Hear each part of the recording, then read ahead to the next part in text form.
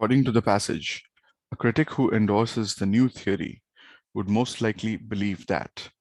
Now, the entire passage talks about the new theory. The new theory, or rather the new take that the theorists have towards art and literature, is that art and literature is basically all deception. We see that. We also see the reference to the answer to this question actually in the second last paragraph, where in particular it is stated, to Plato, the poets were a band of deceivers. We see other references to this, in particular, the second paragraph, which says, over the past 2 decades, theorists have sought to reveal art's long suppressed kinship with propaganda, pornography, and the language of imperial oppression. Now they are to be approached as shrewd deceivers, tour guides to dreamy, detached lotus worlds, apologists for race and gender oppressions, bagmen for the bourgeoisie. Now, the question is, a critic, it's an inferential question. A critic who endorses the new theory would most likely believe that. So what is something that is in line with the thought process of the of of theory or theorists as such who might believe the new theory? Let's look at the options. A says writers should be loyal to their most influential aesthetic experience. Now, aesthetic experience is mentioned here at the end.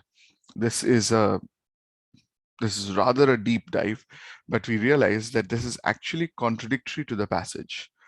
We see from this paragraph, it is mentioned until the theory boom, or that is before theory came to be around, literary theory came to be around, literary critics provided a third element in the poet-philosopher debate.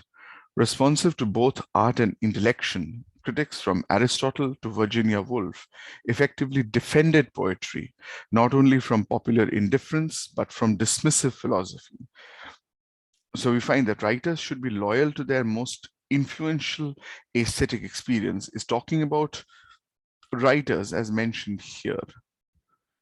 But that said, earlier critics from Aristotle to Virginia Woolf defended poetry from popular indifference and also from dismissive philosophy.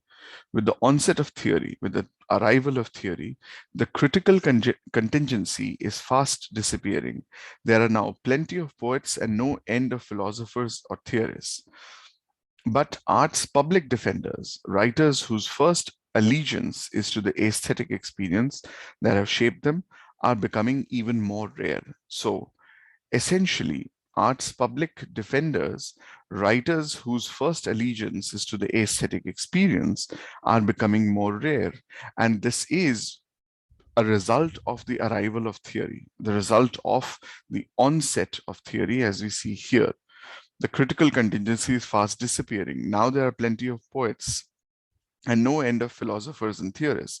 But true theorists, one could say, art's public defenders, writers whose first allegiance is to the aesthetic experience, becoming even more rare. So to say that a critic, a modern day critic who endorses the new theory would believe that writers should be loyal to their most influential experience, this is directly incorrect because such people, such theorists, arts, public defenders, they are becoming even more rare. So this is not something that a critic who believes or endorses the new theory would actually believe in. So A is incorrect. Option B says, Homeric poetry is like advertising. Now, this is extremely inferential, but it can be seen from two paragraphs. We see it from the second and the second last paragraph. The second last paragraph in particular talks about Plato. To Plato, the poets were a band of deceivers. Theory offered illusions, merely imitations of imitations, whereas life's highest purpose is to seek eternal truths. For his own part, Plato claimed to offer access to concepts that could help one live a better life. Through philosophical conversation, you approach pure knowledge of the good, the truer, the beautiful. Conversely, the knowledge that you glean from reading literature, notice the phrase, reading literature. So the knowledge that literature gives us is messy, undefined, and without focus. You may encounter numerous instances of just action in Homer, but by simply reading Homer, you'll never find out what all those instances have in common. You'll never make the step from anecdotal to general knowledge, never become a philosopher. And in this, we are talking, after all, about Homer and reading Homer. Homer, of course, being a poet, we see that to Plato, Homer, as the poets were, was a deceiver. And we also see from the second paragraph that it is mentioned that these people, the writers, the poets, they were the ones who are to be approached as shrewd deceivers, tour guides to dreamy, detached lotus worlds. Now, this is an interesting phrase. Detached lotus worlds, or tour guides to dreamy, detached lotus worlds. Lotus worlds refers to lotus eaters, where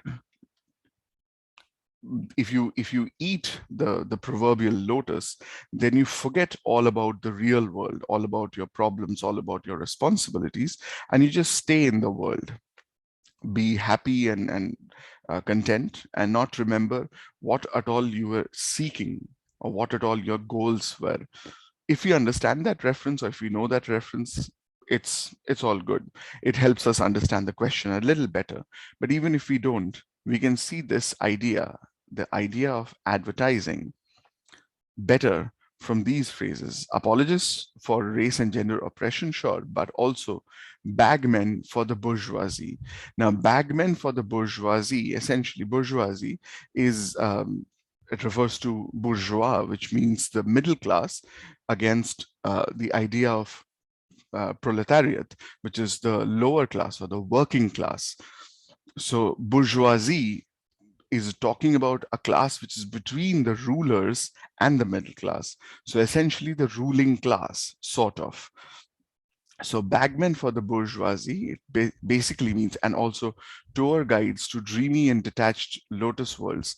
The references here are very difficult, but then still we can understand what this is talking about is kind of like modern advertising, where modern advertising, it drives you to be more driven towards consumerism, more driven towards material goods, possession. So tour guides to dreamy detached lotus worlds, you forget the larger picture, you forget your goal, and instead you eat the lotuses, and you be content with the stuff that you have, the stuff that is of much lower importance because it is of material gains. So from this we can see that Homer, who's a poet, according to Plato, and also according to new theorists who have sought to reveal art's long suppressed kinship with propaganda, pornography, and the language of imperial oppression. So propaganda, in a way, suggests advertising. So in all of this, we see that Homer is, according to Plato and the theorists, Homer is a deceiver. And what Homer does is basically lead people away from their true responsibilities, or the true, or the real truth, the eternal truth. We see here where life's highest purpose is to seek eternal truths. And literature, it leads, according to the passage at least, it leads people away from seeking eternal truths into information, knowledge that is messy, undefined, without focus, deceiving people into following fool's gold, following things which are uh, short term, which would not be the true goal of life. Hence, Homeric poetry is like advertising. It is deceptive. It is something which leads us away from the higher purpose of life, and it leads us into into things which are basically of much lesser value, kind of like advertising. It leads us towards consumerism and possessions, worldly possessions, away from true spiritual achievements such as eternal truth. So B is actually a valid inference. It is very inferential, but it can be inferred from the passage. C tells us Homeric poetry offers both dramatic action and eternal truth. Quite incorrect. This also is inferential because it's not directly mentioned. As such, we don't have a direct mention of eternal truth in Homeric poetry. We've seen the reference as such, but let's look at it again. You may encounter numerous instances of just action in Homer. So in just action, we see that dramatic action has been covered. True. But eternal truth, as mentioned here, that is mentioned as life's highest purpose. And this is in contrast to what literature gives us, what knowledge literature gives us. Notice the word conversely. Conversely, opposite to this, the knowledge that you glean from reading literature is messy, undefined, without focus. You may encounter numerous instances of just action in Homer, but by simply reading Homer, you'll never find out what all those instances have in common. You'll never make the step from anecdotal to general knowledge, never become a philosopher. So this directly doesn't mention eternal truth, whether Homeric poetry has eternal truth or it doesn't. So we cannot necessarily say that C is true. Then also, eternal truths mentioned here, which is the highest purpose of life, as opposed to the deception that that poets or literatures are playing with us. We see that presented here. Conversely, the knowledge that you glean from reading literature. So eternal truth can be established as something opposed to what poetry or literature gives us. So to say that Homeric poetry offers dramatic action, yes. Eternal truth, not likely. It is highly unlikely from the second last paragraph that this is true.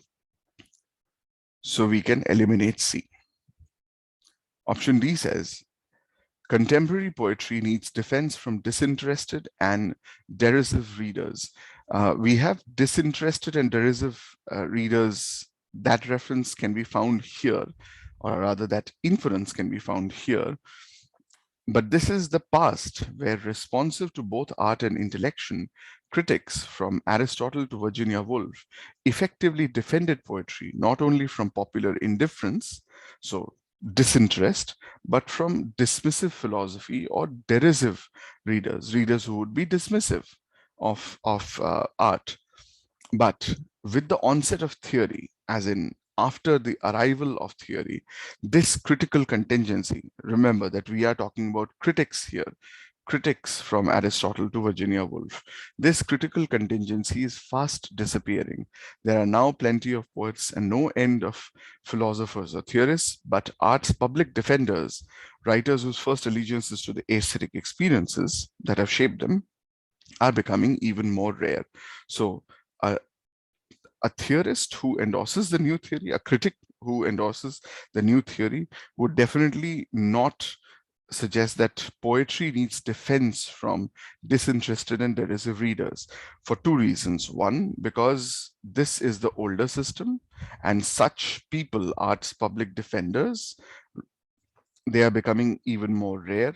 So this is highly unlikely, first. Second, a critic who endorses the new theory believes that poets are a band of deceivers.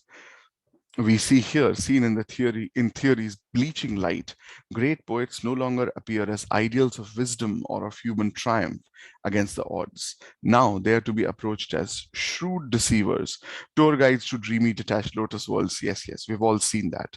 But that said, so a critic, a modern critic, one who endorses the new theory, is against the idea of poetry. Such a person would believe that contemporary poetry is deception, so it needs defense from anything is, again, very much unlikely. So this also doesn't work out. We can eliminate D. The correct answer is option B.